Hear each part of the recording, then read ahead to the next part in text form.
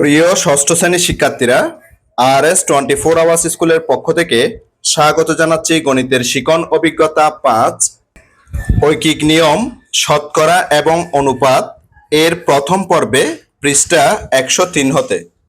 আজকের ক্লাসটি শুরু করার আগে তোমাদের কাছে একটা রিকোয়েস্ট থাকবে। তোমরা যারা এখনো আমার চ্যানেলটি সাবস্ক্রাইব করোনি, তাড়াতাড়ি সাবস্ক্রাইব করে যুক্ত হয়ে যাও। গণিত সহ বিভিন্ন বিষয়ের ক্লাস দেখে নিজেদের যোগ্যতা বাড়াও। চলো এবার আজকের ক্লাসটি শুরু করা যাক।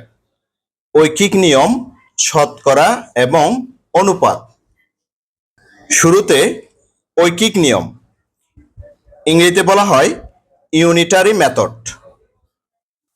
ঐকিক নিয়মটি শুরু হবে একটা ছবির মাধ্যমে গল্পের, অর্থাৎ আমরা একটা ছবি দেখে দেখে একটা গল্পের দিকে এগিয়ে যাব। ডিমের দোকানে একদিন, তাহলে বুঝতে পারতেছি কি গল্পটা হচ্ছে কি ডিমের দোকানে একদিন। চলো এবার আমরা গল্পটা সামনের দিকে এগিয়ে নিয়ে যাই। আমরা ছবিতে একটা ছোট্ট মেয়েকে দেখতে পাচ্ছি, যার নাম হচ্ছে মিনা। মিনা বলতেছে, আমাকে 1 ডজন ডিম দেন। তারপর দোকানদার বলল, ডিমের হালি 32 টাকা। তখন মিনা চিন্তা করলো 1 ডজন ডিমের দাম কত হবে। অর্থাৎ দোকানদার যখন তাকে বলল যে 1 হালি ডিমের দাম 32 টাকা, তখন মিনা মনে মনে চিন্তা করলো যে 1 ডজন ডিমের দাম তাহলে কত হবে। তাহলে প্রিয় শিক্ষার্থীরা, আমরা জানি 1 হালি সমান 4টা, তাহলে 4টা ডিমের দাম কত? 32 টাকা। 4টির দাম কত? 32 টাকা। সেই হিসাবে মিনা চিন্তা করতে লাগলো যে 1 ডজন ডিমের দাম কত হবে। তৎক্ষণাৎ যে ডিম বিক্রেতা অর্থাৎ দোকানদার বলল দাম 96 টাকা। তখন মিনা চিন্তা করলো যে খাতা কলম ছাড়াই এত কম সময়ে কিভাবে আপনি বের করলেন ডিমের দাম। অর্থাৎ মিনা তো খাতা কলম দিয়ে করছে, হ্যাঁ, তার যেহেতু সে একজন শিক্ষার্থী, সে তো খাতা কলম দিয়ে হিসাব করে। কিন্তু দোকানদার যে খুব সহজেই একদম তাড়াতাড়ি বলে দিল যে 1 ডজন ডিমের দাম 96 টাকা, সেটা কিভাবে বললো? তখন দোকানদার বলল, একটা বুদ্ধি আছে যেটা দিয়ে মনে মনে সহজেই হিসাব করতে পারি আমি, খাতা কলমও খুব একটা লাগে না। তখন মিনা বলল, আচ্ছা। তখন দোকানদার একটা হিসাব দেখালো। দেখো, দোকানদার বলল যে 4টি ডিমে হয় 1 হালি আর দাম হয় 32 টাকা। তাহলে 32 টাকায় কয়টা ডিম পাওয়া যায়? 4টা। 1 2 3 4, অর্থাৎ এখানে হলুদ কালার দিয়ে বোঝানো হয়েছে ডিম, অর্থাৎ ডিমের সংখ্যাকে হলুদ কালার দিয়ে বোঝানো হয়েছে। তখন দোকানদার বলল, তুমি ডিম কিনবে 1 ডজন, মানে 12টি। তার মানে 12 ভাগ 4, অর্থাৎ 3 হালি। তাহলে 3 হালির দাম হবে 3 গুণ 32 সমান 96 টাকা। তাহলে 1 হালির দাম যেহেতু 32 টাকা, 3 হালির দাম 3 32-এ 96 টাকা। সেটা দেখো, এই যে 4টা মিলে 1 হালি 32 টাকা, আবার 4টা মিলে 1 হালি 32 টাকা, আবার 4টা মিলে 1 হালি 32 টাকা। 32 32 32, এই 32 তিনটা যদি যোগ করা হয় তাইলে 96 টাকা পাওয়া যায়। আর যেহেতু যে 1 ডজন সমান 3 হালি, সেজন্য 32কে 3 দিয়ে গুণ করলেও কিন্তু 96 টাকা পাওয়া যায়। তাহলে দোকানদার তাকে এভাবে হিসাবটা বুঝিয়ে দিল। চলো এবার পরের পৃষ্ঠায় যাওয়া যাক। এরপর মিনা কি বললো দেখো, আরে এটা তো আরো সহজ হলো, কিন্তু যদি আমি 10টি ডিম কিনতে চাই তখন তো পুরো 3 হালি হবে না, 2টি ডিম কম থাকবে, তখন কিভাবে দাম জানবো? মিনা তাকে প্রশ্ন করলো। তখন দোকানদার কি বলে দেখো, দোকানদার তখন কিন্তু যে ঘুমিয়ে ঘুমিয়ে চিন্তা করতেছে। তখন মিনা তাকে বলল, আরে এটা কোনো ব্যাপার নাকি, 10টি ডিম মানে 2 হালি সমান 2 গুণ 4 সমান 8টি থেকে আরো 2টি ডিম বেশি হবে, অর্থাৎ 2 হালি থেকে আরো 2টা ডিম বেশি হবে। এই কথাটা মিনা তাকে বুঝিয়ে দিল। মিনার কথা শুনে এখন দোকানদার হিসাব করতে শুরু করলো। সে যে চোখ বন্ধ করে হিসাব করতেছে, 2 হালি ডিমের দাম হবে 32 গুণ 2 বা 2 গুণ 32, 64 টাকা। আর 4টি ডিমে 1 হালি হলে 2টি ডিমে হবে 1 হালির অর্ধেক, তাহলে 32-এর অর্ধেক হবে। এটাকে তুমি এক জোড়া ডিমও বলতে পারো। তাহলে 1 হালি যদি 32 টাকা হয়, 1 হালিতে যদি 4টা হয়, তাহলে 4টার অর্ধেক যেহেতু দুইটা, দুইটার দাম হবে দেখো 16 টাকা, মানে 32-এর অর্ধেক। দুইটার দাম কত হবে? 16 টাকা। তাহলে এখানে আমাদের হিসাবটা দিল যে 10টা ডিমের দাম, তাহলে এখানে কত টাকা হবে? তোমাদের জন্য এটা একটা প্রশ্ন দিল যে 10টি ডিমের দাম তাহলে কত টাকা আসবে। হিসাবটা দেখো এবার। আর 2টি ডিমের দাম হবে 1 হালির দামের অর্ধেক, মানে 32/2 সমান 16 টাকা। এবার খুব সহজেই 2 হালির দামের সাথে 1 হালির অর্ধেকের দাম যোগ করলে বা যোগ করে 10টি ডিমের দাম পাওয়া যাবে। তাহলে এখানে 2 হালির দাম কত পাওয়া গেছিল আমাদের? 64 টাকা। 32 × 64 টাকা পাওয়া গেছে। এবং 1 হালির অর্ধেক দুইটার দাম হচ্ছে 16 টাকা। তাহলে 64 + 16 সমান 80 টাকা। তাহলে আমরা এখানে যে হোয়াট চিহ্ন আছে সেখানে লিখবো কত? সেখানে লিখবো 16 টাকা। আর এখানে মোট দাম লিখবো কত? 80 টাকা। তাহলে সেই উত্তরটা নিচে দেওয়া আছে, দেখো প্রিয় শিক্ষার্থীরা, যে এখানে যে 1 হালির দাম 32, এখানে 1 হালির দাম 32, আর এখানে দুইটার দাম হচ্ছে 16। এগুলো সবগুলো যোগ করলে মোট দাম আসে কত? 80 টাকা। তোমরাও নিশ্চয়ই এটার হিসাবটা খুব সহজে বুঝতে পেরেছো। চলো এবার পরের পৃষ্ঠায় যাওয়া যাক। মিনার খুবই পছন্দ হলো দোকানদারের পদ্ধতি, কিন্তু তার মনে তবুও একটা প্রশ্ন ছিল। দোকানদার যেভাবে হিসাবটা করে দিয়েছে সেই হিসাবটা কিন্তু মিনার পছন্দ হয়েছিল, কিন্তু তার মনে আরো একটা প্রশ্ন ছিল। তাই সে দোকানদারকে একটা প্রশ্ন করলো, আচ্ছা, কেউ যদি 9টি ডিম কিনতে চায় তাহলে কি হবে? তখন তো আর 2 হালি থেকে একটি ডিম বেশি থাকবে, তাহলে তখন অর্ধেক হালি বা এক জোড়া এভাবে অর্ধেক করা যাবে না। তখন দোকানদার বলল, এজন্যেই ডিম হালি বা জোড়ায় জোড়ায় বিক্রি করলে হিসাবে অসুবিধা হয়। তবে কেউ যদি 9টি ডিম কিনতে চায় তাহলে একটি ডিমের দাম হিসাব করাই লাগবে। তাহলে একটি ডিমের হিসাব জানলে কিন্তু আমরা যতটা ডিম কিনুক না কেন আমরা হিসাবটা খুব তাড়াতাড়ি জানতে পারবো বা করতে পারবো। এবার মিনা চিন্তা করলো। মিনা কি চিন্তা করলো একটু দেখো তো। মিনা চিন্তা করে দেখলো 1 হালি বা 4টি ডিমের দাম সমান 32 টাকা। তাহলে যদি 4টির দাম যদি 32 টাকা হয়, এখানে দেখো এই যে 1টা 2টা 3টা 4টা, 4টার দাম যদি 32 টাকা হয়, তাহলে প্রত্যেকটা ডিমের দাম কত এখানে হোয়াট চিহ্ন দিয়ে বুঝিয়ে দেওয়া হয়েছে। তাহলে সেটা আমরা কিভাবে বের করবো প্রিয় শিক্ষার্থীরা? তাহলে একটি ডিমের দাম হবে মোট টাকাকে, অর্থাৎ 4টি ডিমের দামকে 4 দিয়ে ভাগ করতে হবে।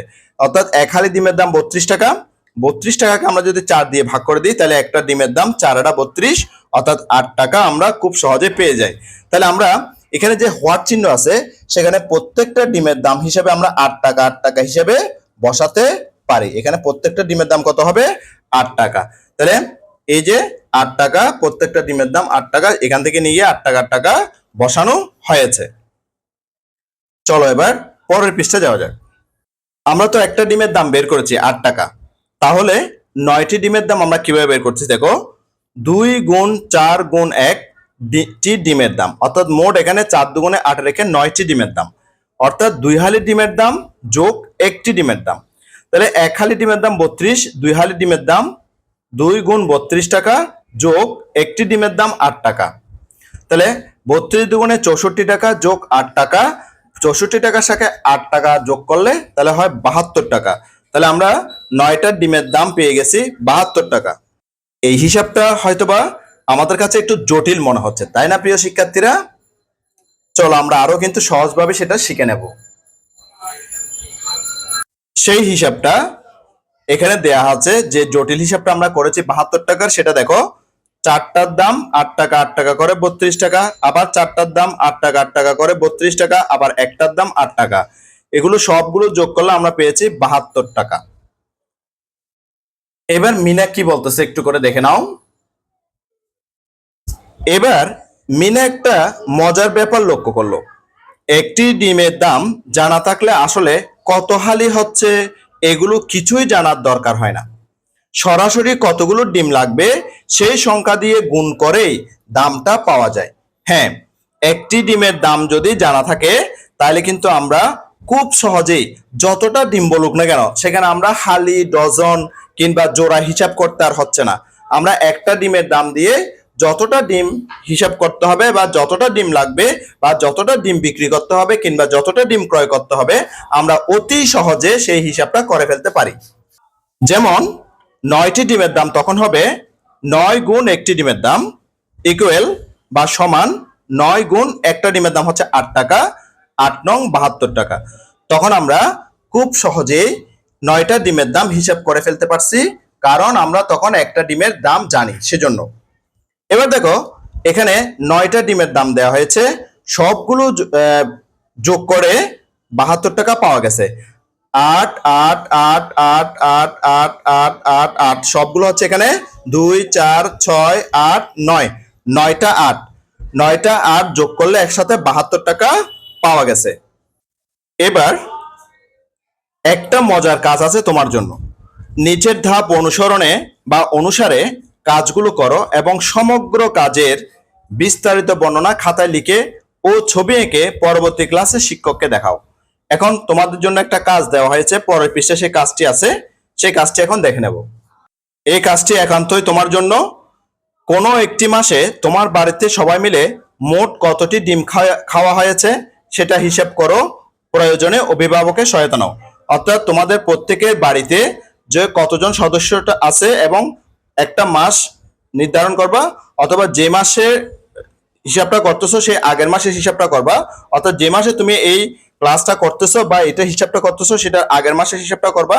তো আগের মাসে তোমরা যে কতগুলো ডিম খেয়েছো, হ্যাঁ, সেটার হিসাবটা তোমার অভিভাবকের সহযোগিতায় তুমি হিসাব করে তোমার গণিত খাতায় লিখে রাখতে পারো। এরপর বলছে এবার তোমার এলাকার কোনো একটি দোকানে গিয়ে ডিমের ডজন কত দামে বিক্রি হয় তা জিজ্ঞেস করে জেনে নাও। তুমি কি খাতা কলম ছাড়াই দোকানে দাঁড়িয়ে বের করতে পারবে ওই মাসের ডিম কেনার জন্য তোমাদের কত খরচ হয়েছে? তোমাকে প্রশ্নটা করেছে যে তুমি তোমার এলাকায় গিয়ে জিজ্ঞেস করে আসো যে 1 ডজন ডিম তিনি কত টাকা করে বিক্রি করতেছেন। হ্যাঁ, এই হিসেবে তুমি তোমার বাসায় যে কয়টা ডিম গত মাসে তোমাদের বাসায় খেয়েছে, হ্যাঁ, তোমাদের বাড়িতে খেয়েছে, সেই হিসাবটা দিয়ে তুমি কি বের করতে পারবে যে তোমাদের বাড়িতে কত টাকার ডিম তোমরা খেয়েছো? সেটা কিন্তু দোকানে দাঁড়িয়ে হিসাব করতে হবে। মনে করো তুমি যে দোকানে গেলা, তোমাদের এলাকার দোকানে, সেখানে বললো তোমাকে ডিমের যে ডজন হচ্ছে 108 টাকা। তুমি 108 টাকে 8কে তুমি 12 দিয়ে ভাগ করলা, তাহলে কত পেলে? 9 টাকা। অর্থাৎ একটা ডিমের দাম হচ্ছে 9 টাকা। তাহলে তোমাদের বাসায় গত মাসে কয়টা ডিম লাগছে? হ্যাঁ, সেই হিসেবে ওই 9 টাকা দিয়ে সেই ডিমের পরিমাণটাকে তুমি গুণ করে দিবা। মনে করো তোমার বাসায় গত মাসে মনে করো 20টা ডিম লাগছে বা 20টা ডিমের প্রয়োজন হয়েছে, তাহলে 20 দিয়ে তুমি 9কে গুণ করে দিবা, তাহলে 180 টাকা তুমি দোকানে দাঁড়িয়ে কিন্তু হিসাবটা করতে পারো। এবার কি বলছে দেখো, বাড়িতে ফিরে খাতা কলম নিয়ে ছবির মাধ্যমে খরচের হিসাব করে দোকানে থাকা অবস্থায় তোমার হিসাব সঠিক ছিল কিনা নিশ্চিত করো। এখন তুমি তো দোকানে থাকা অবস্থায় হিসাব করে নিয়েছো যে তোমাদের বাসায় 20টা ডিম খাওয়া হয়েছিল গত মাসে, এর দাম আসছে 180 টাকা। এখন তুমি যখন খাতা কলম নিয়ে হিসাবটা করলে, যদি খাতা কলম নিয়ে হিসাবটা যদি মিলে যায় তাহলে তোমার হিসাবটা ঠিক আছে, অর্থাৎ তোমার যথেষ্ট পরিমাণ জ্ঞান আছে। এবার পরে পরে কি বলছে দেখো, ওই 1 মাসের হিসাব থেকেই তোমার পরিবারের সারা বছরের ডিম কেনার জন্য কত টাকা খরচ হয় সেটা বের করো। সেটা কি তুমি বের করতে পারবে? অবশ্যই পারবে, কিন্তু এখানে একটা সমস্যা আছে। ডিমের দাম যদি ওঠানামা করে তাহলে ডিমের হিসাবটা কিন্তু ওঠানামা করবে, এবং কোনো মাসে কম এবং কোনো মাসে যদি বেশি লাগে তা সেই ক্ষেত্রেও কিন্তু তোমাকে এটা খুব সূক্ষ্মভাবে হিসাবটা করতে হবে। অনেক সময় দেখা যায় বাসায় মেহমান আসলে ডিমের পরিমাণটা একটু বেশি লাগে, অথবা দেখা যায় যে নাস্তা বানাতে গেলেও কিন্তু ডিমের পরিমাণটা বেশি লাগে। এভাবে তুমি তোমার বাসার হিসাবটা করে নিবা। সেজন্য তোমাকে আরেকটা প্রশ্ন করছে, ডিমের দাম প্রতি মাসে একই না হলে সারা বছরের হিসাব করতে কি ধরনের সমস্যা হতে পারে বলে তুমি মনে করো? তাহলে এখানে তুমি লিখতে পারো যে যদি ডিমের দাম যদি হিসাব প্রতি মাসে একই রকম না থাকে তাহলে কিন্তু যে হিসাবের মধ্যে কিন্তু যে গোলমাল হতে পারে, অর্থাৎ টাকার পরিমাণটা কম বা বেশি লাগতে পারে। কোনো মাসে ডিমের পরিমাণ যদি কম লাগে, আবার কোনো মাসে যদি ডিমের পরিমাণ বেশি লাগে, সেক্ষেত্রেও কিন্তু হিসাবটা একটু কম বেশি হতে পারে। চলো এবার আরো সামনের দিকে আগাই। এখন আমরা শিখব দেয়াল রং করি। 6 জন লোকে একটি দেওয়াল রং করতে চায়। তাহলে 6 জন লোকে একটি দেওয়াল রং করতে চায়। এক্ষেত্রে ধরে নিতে হবে যে প্রতিটি লোকই একদিনে দেয়ালের একই পরিমাণ জায়গা রং করতে পারে, অর্থাৎ তারা সম পরিমাণ দেওয়াল রং করবে। প্রত্যেকে সমপরিমাণ দেওয়াল একদিনে সমপরিমাণ দেওয়াল রং করবে। এবার সারণী থেকে দেখে নাও কিভাবে 6 জন লোক সম্পূর্ণ দেওয়ালটি রং করতে পারে। তাহলে এবার আমরা সারণীটা একটু ভালো করে দেখে নিই। তাহলে আমরা দেখতে পাচ্ছি এটা হচ্ছে যে সম্পূর্ণ দেওয়াল, এটা হচ্ছে কি সম্পূর্ণ দেওয়াল। এখন প্রথম লোক একদিনে এতটুক পর্যন্ত রং করে, দ্বিতীয় লোক একদিনে এতটুক রং করে, তৃতীয় লোক একদিনে এতটুক পর্যন্ত রং করে, চতুর্থ লোক একদিনে এতটুক রং করে, পঞ্চম লোক একদিনে এতটুক রং করে, ষষ্ঠ জন লোক মানে ষষ্ঠতম লোকটা একদিনে এতটুক রং করে। ঠিক একইভাবে এই 6 জন লোক দ্বিতীয় দিনে এতটুক রং করে, ওই 6 জন লোক তৃতীয় দিনে এতটুক রং করে, ওই 6 জন লোক চতুর্থ দিনে এতটুক রং করে, ওই 6 জন লোক পঞ্চম দিনে এতটুক রং করে, ওই 6 জন লোক ষষ্ঠ দিনে এতটুক রং করে, ওই 6 জন লোক সপ্তম দিনে এতটুক রং করে, আর ওই 6 জন লোক অষ্টম দিনে এতটুক রং করে, আর এবং নবম দিনে আসি তারা 6 জন লোকে সম্পূর্ণ দেওয়ালটি শেষ করে। তাহলে আমরা দেখতে পাচ্ছি 6 জন লোক দেওয়ালটি সম্পূর্ণ রং করতে 9 দিন সময় লেগেছে। তাহলে আমরা নিচে কিন্তু সেটা দেখতে পাচ্ছি প্রিয় শিক্ষার্থীরা, অর্থাৎ তারা 9 দিনে সম্পূর্ণ দেওয়ালটি রং করতে পারে। তাহলে আমরা বুঝতে পারলাম 6 জন লোক একটি দেওয়াল রং করতে মোট যে 9 দিন সময় লেগেছে। চলো এবার পরের পৃষ্ঠায় যাওয়া যাক। পরের পৃষ্ঠায় কি বলছে দেখো প্রিয় শিক্ষার্থীরা, এবার ভেবে দেখো তো সম্পূর্ণ দেওয়ালটি রং করতে একজন লোকের কত সময় লাগবে। তাইলে আমরা আগে শিখেছিলাম কি, দেখেছিলাম যে 6 জন লোক কাজ করলে সমান পরিমাণ কাজ করলে তাদের কিন্তু 9 দিন লেগেছিল। এখন 6 জনের পরিবর্তে একজন লোক কাজ করবে। তাহলে আমরা কি বুঝতে পারছি, যেহেতু 6 জন লোকের কাজ একজনে করবে সেজন্য তার কিন্তু বেশি সময় লাগবে, মানে অধিক পরিমাণ সময় লাগবে। মানে তাদের কিন্তু লেগেছিল যে 9 দিন, কিন্তু একজনে যেহেতু 6 জনের কাজ করবে সেজন্য সময় কিন্তু বেশি লাগবে। সেজন্য বলা হচ্ছে দেখো বুঝতেই পারছো অনেক বেশি সময় লাগবে, কিন্তু ঠিক কতটা বেশি সময় লাগবে সেটা ছবিতেই দেখো। আমরা ছবিতে দেখতে পাচ্ছি একজন লোক এইটুকু রং করতে আগে যতটুকু রং করতো 6 জনে, একজনে করতে এখন 6 দিন সময় লাগতেছে। কয়দিন সময় লাগতেছে?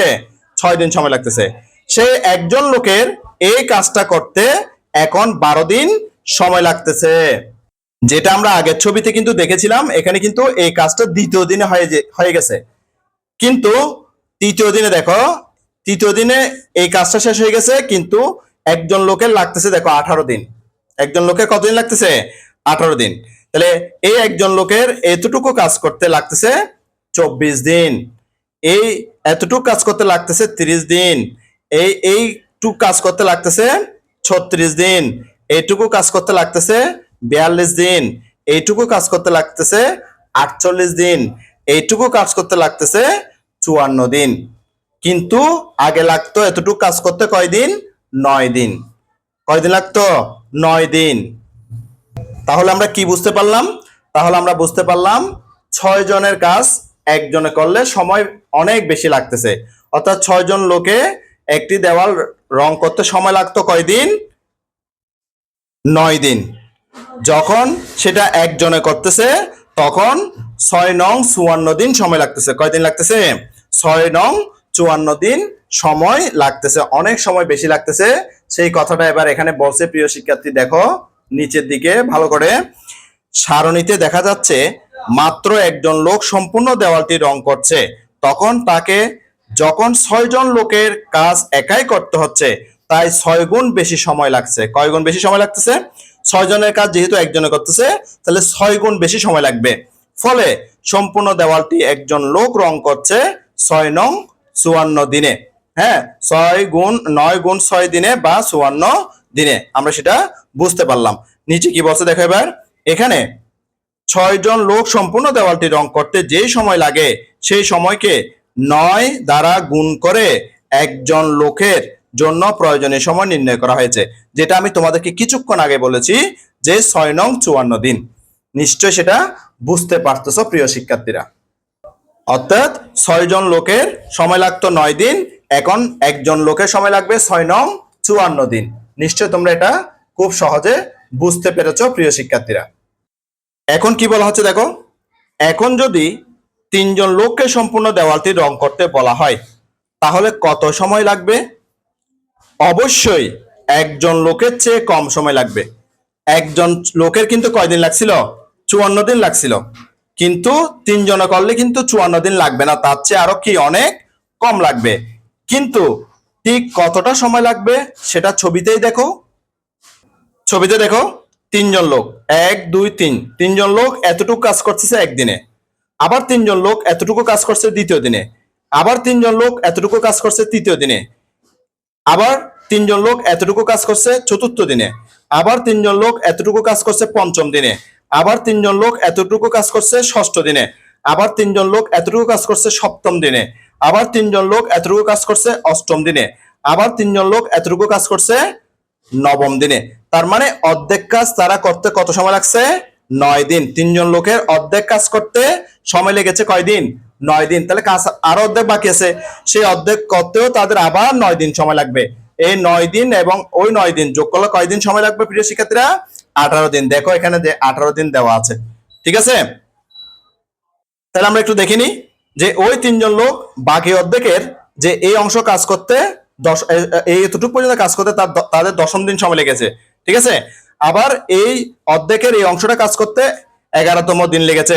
এরপরে বাকি অর্ধেকের এতটুকু কাজ করতে তাদের 12 দিন লেগেছে, বাকি অর্ধেকের এতটুকু কাজ করতে 13 দিন, বাকি অর্ধেকের এতটুকু কাজ করতে 14 দিন, বাকি অর্ধেকের এতটুকু কাজ করতে 15 দিন, বাকি অর্ধেকের এতটুকু কাজ করতে 16 দিন, বাকি অর্ধেকের এতটুকু কাজ করতে 17 দিন, বাকি অর্ধেকের এতটুকু কাজ করতে 18 দিন। তাহলে মোট 18 দিন সময় লেগেছে।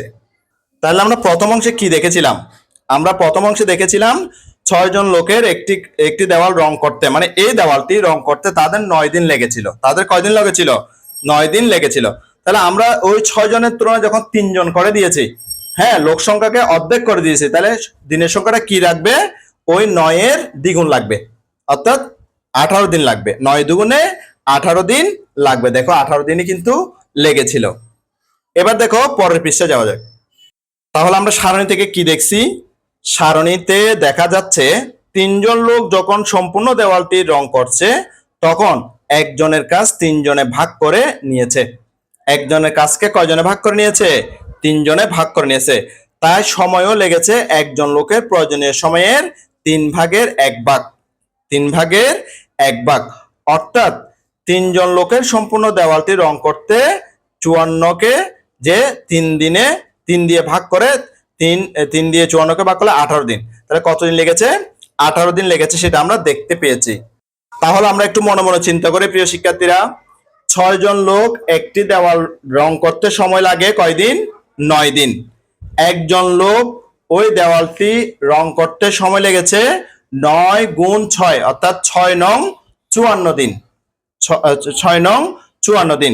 এবার যদি আমি একজনের পরিবর্তে 3 জন দিয়ে করাই, হ্যাঁ, তখন কত সময় লাগবে? 3/54, অর্থাৎ 3 দিয়ে 54কে ভাগ করলে 18 দিন সময় লেগেছে। তাহলে আমরা বুঝতে পারলাম 6 জনের একটা দেওয়াল রং করতে সময় লাগে 9 দিন। 6 জনের কাজ যদি একজনে করে তখন যে 6 জনের কাজ যদি একজনে করে তাহলে যতদিন লাগবে সেই দিনের 6 গুণ সময় লাগবে, অর্থাৎ 9 দিন লাগতো। সেখানে ওই যে 6 জনের কাজ যেহেতু একজনে করতেছে সেই জন্য যে 9কে 6 দিয়ে গুণ করতে হচ্ছে, অর্থাৎ 6 গুণ সময় বেশি লাগতেছে, তখন 6 নং 54 দিন লাগতেছে। যখন আমরা একজনের পরিবর্তে 3 জন দিলাম, একজনের পরিবর্তে যখন 3 জন দিলাম তখন কিন্তু সময় কমে আসবে, তখন সময়টা 3/1 হয়ে যাবে। সেই জন্য ওই 54কে আমরা 3 দিয়ে ভাগ করে 18 দিন পেয়েছি। এবার সিদ্ধান্তটা দেখো, এখানে একজন লোকের সম্পূর্ণ দেওয়ালটি রং করতে যে সময় লাগে সেই সময়কে 5 দ্বারা ভাগ করে 5 জন লোকের জন্য প্রয়োজনীয় সময় নির্ণয় করা হয়েছে। এখানে একটু ভুল আছে, এখানে সেই সময়কে 3 দ্বারা ভাগ করে, 3 দ্বারা ভাগ করে এখানে 3 জন লোকের প্রয়োজনীয় সময় নির্ণয় করা হয়েছে। এবার আমরা সর্বশেষ একটা কথা মনে রাখবো প্রিয় শিক্ষার্থীরা, সেই কথাটা কি দেখো, লোক সংখ্যা কমলে কাজ সম্পন্ন করার দিন বেড়ে যায়, আবার লোক সংখ্যা বাড়লে দিন কমে যায়। তাহলে আমরা এই কথাটা কিন্তু খুব গুরুত্বপূর্ণ কথা, এটা আমরা মনে রাখবো। লোক সংখ্যা কমলে কাজ সম্পন্ন করার দিন সংখ্যা বেড়ে যায়, আবার লোক সংখ্যা বাড়লে দিন কমে যায়। তাহলে আশা করছি তোমরা আজকের ক্লাসটি খুব ভালো মতো বুঝতে পেরেছো। আজকের ক্লাসটি এই পর্যন্ত। আমি আগামী ক্লাসে খাবার বন্টন এখান থেকে শুরু করব। গণিতের শিখন অভিজ্ঞতা 5 ঐকিক নিয়ম, শতকরা এবং অনুপাতের দ্বিতীয় পর্বটি দেখার আমন্ত্রণ জানাচ্ছি। সাথে সাথে গণিতের অন্যান্য ক্লাসগুলো দেখারও অনুরোধ জানাচ্ছি এবং গণিত ছাড়াও বিভিন্ন বিষয়ের ক্লাসগুলো দেখারও অনুরোধ জানাচ্ছি। ইতিমধ্যে তোমরা যারা আমার চ্যানেলটি সাবস্ক্রাইব করে আমার ক্লাসগুলো নিয়মিত দেখতেছো, তোমাদেরকে আমার অন্তরের অন্তঃস্থল থেকে অসংখ্য অসংখ্য ধন্যবাদ। আর যারা সবেমাত্র আজকে প্রথমবার আমার ক্লাসটি দেখলা, তোমাদের প্রতি অনুরোধ রইল তোমরা আমার চ্যানেলটিকে সাবস্ক্রাইব করে পাশের নোটিফিকেশন অল করে বেল বাটনটিকে বাজিয়ে দাও। আর তোমার বন্ধুদের সাথে ও আত্মীয়স্বজনের সাথে ক্লাসগুলো বেশি বেশি শেয়ার করো, যাতে করে তারাও তোমার মতো দেখে উপকৃত হয়। গণিতের শিখন অভিজ্ঞতা 5 ঐকিক নিয়ম, শতকরা এবং অনুপাতের দ্বিতীয় পর্বটি দেখার আমন্ত্রণ জানিয়ে আজকের ক্লাসটি থেকে এখানেই বিদায় নিচ্ছি। সবাই ভালো থাকবা, সুস্থ থাকবা, অবশ্যই নিরাপদে থাকবা। সবাইকে ধন্যবাদ।